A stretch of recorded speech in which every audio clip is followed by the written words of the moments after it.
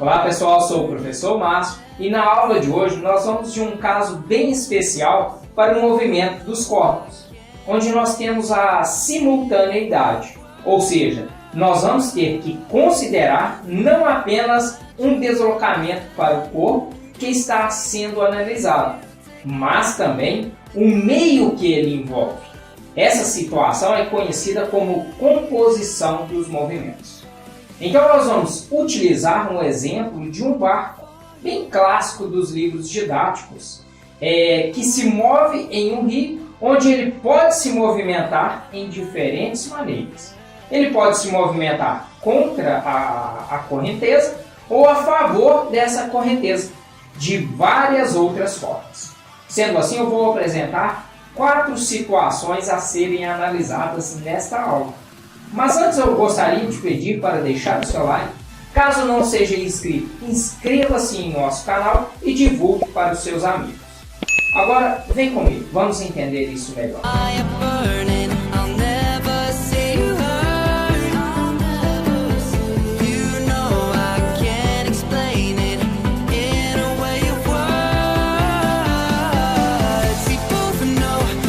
O nosso primeiro caso será quando o barco está se movimentando no mesmo sentido que a minha correnteza. Então vejam que nós temos as margens deste rio e temos o barco que está deslocando para o mesmo sentido da correnteza. Chama a atenção aqui de vocês para uma situação, porque como nós temos a simultaneidade do movimento, não somente o barco, como também a correnteza está se movimentando. Ou seja, melhor dizendo, se move. O termo referencial para essa situação, do caso nós vamos estar discutindo, é extremamente importante para a gente analisar o tipo de situação que acontece, ok? Porque nós podemos colocar o nosso referencial tanto na margem e como eu posso colocar o referencial na correnteza do meu rio. Portanto, nesta figura aqui, a correnteza, ela se move em relação às minhas margens. E é por esse motivo que VCM, ou seja, a velocidade da correnteza em relação às margens, o barco se move simultaneamente em relação à correnteza e também em relação às margens. Portanto, VB, ou melhor dizendo, BC aqui, que é a velocidade, BC, que é a velocidade do barco em relação à correnteza. Fique bem claro isso para vocês.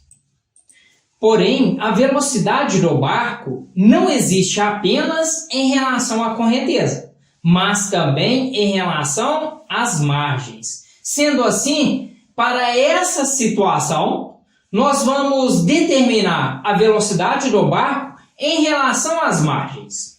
Essa velocidade do barco em relação às margens, ela pode ser entendida como uma velocidade resultante.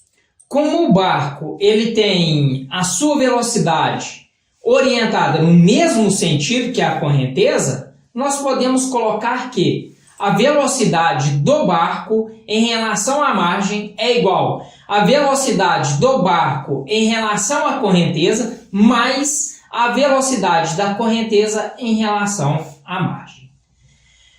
Essa situação, pessoal, em que o barco se move no mesmo sentido que a correnteza, da qual a sua velocidade ela vai ser somada, ele vai ter a sua velocidade resultante maior. Isso é um fato.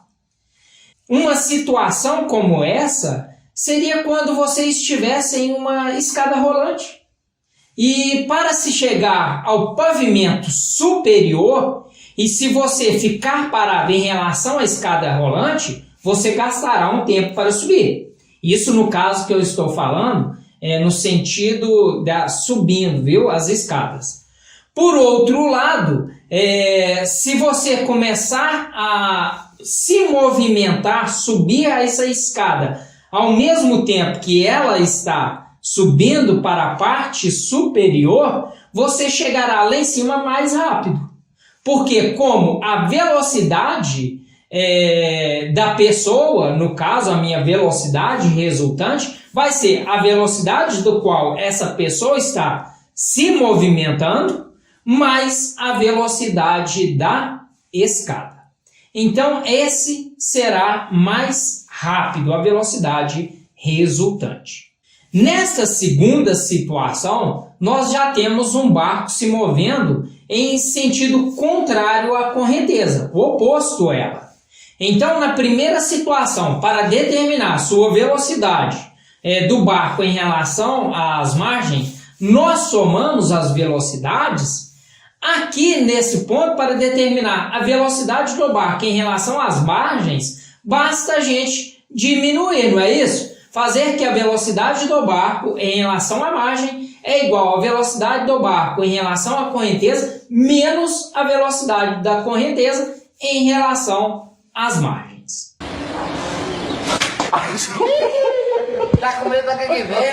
Essa situação também tem um nome muito peculiar, ou seja, ao invés de dizer que o barco se move em sentido contrário à correnteza, nós podemos dizer que o barco, nessa situação, está subindo o rio. E subir o rio é sinônimo de sentido contrário à correnteza. Vou falar uma coisa pro senhor, com toda a franqueza. Ô gente, será que é só eu que bebo? Agora, na terceira situação, nós temos um caso bastante diferente. Veja que o barco não vai se mover na mesma direção que a correnteza, ou seja, os vetores velocidade do barco e da correnteza são perpendiculares entre si. A correnteza ela tem sua velocidade orientada aqui na horizontal e o barco tem a sua velocidade orientada aqui na vertical, pessoal, certo? Sendo assim, nós dizemos que a velocidade do barco em relação à correnteza é perpendicular à velocidade da correnteza. Portanto, com a combinação desses dois vetores, nós vamos ter um vetor resultante, que vai fazer com que ele se mova na direção bastante específica aqui que eu vou estar demonstrando para vocês.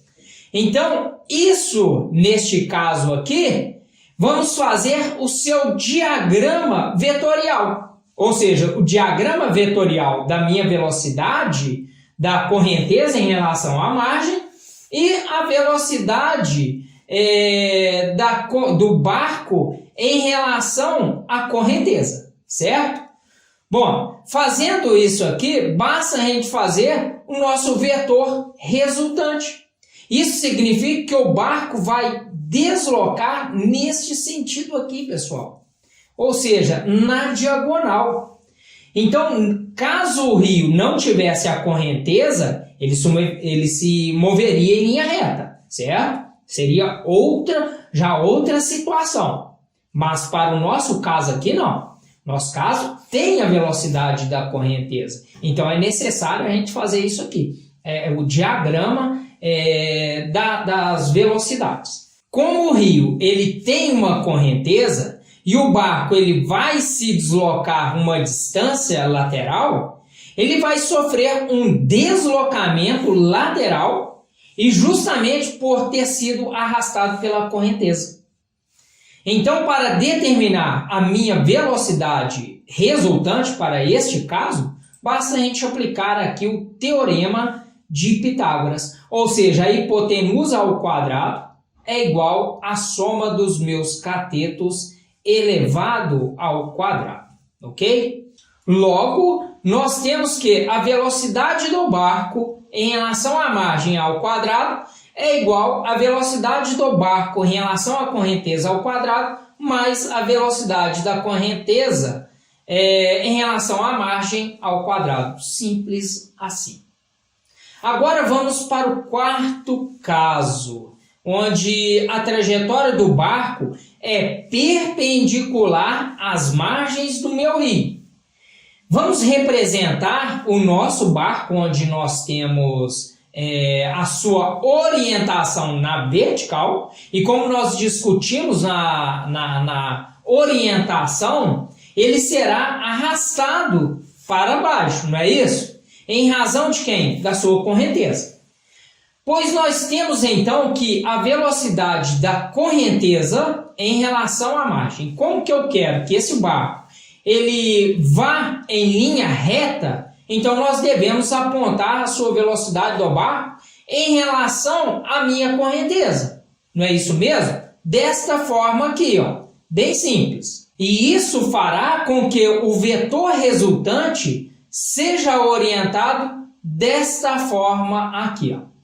Sendo assim, ao somar vetorialmente a velocidade do barco em relação à correnteza, mais a velocidade da correnteza em relação à margem, que eu vou trazer esse cara para cá, pessoal, nós vamos ter a velocidade do barco em relação às margens. E como é sabido, o barco se move para onde a velocidade resultante aponta.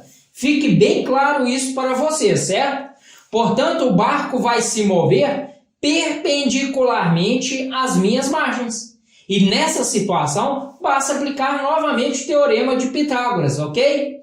Onde nós temos que a velocidade do barco em relação à correnteza ao quadrado é igual à velocidade do barco em relação às margens ao quadrado mais a velocidade da correnteza em relação às margens ao quadrado. Entretanto, pessoal, nós precisamos determinar esse cara aqui. Então, o que eu vou fazer? Eu vou pegar essa velocidade da correnteza em relação às margens e levar para o outro lado da igualdade, invertendo o seu sinal, onde nós temos que a velocidade do barco em relação às margens ao quadrado é igual à velocidade do barco em relação à correnteza ao quadrado menos a velocidade da correnteza em relação às margens ao quadrado. Tudo bem? Espero que tenha deixado tudo claro para vocês. Pessoal, isso é o que eu tenho para hoje. Espero que tenham gostado dessa aula. Espero vocês na nossa próxima aula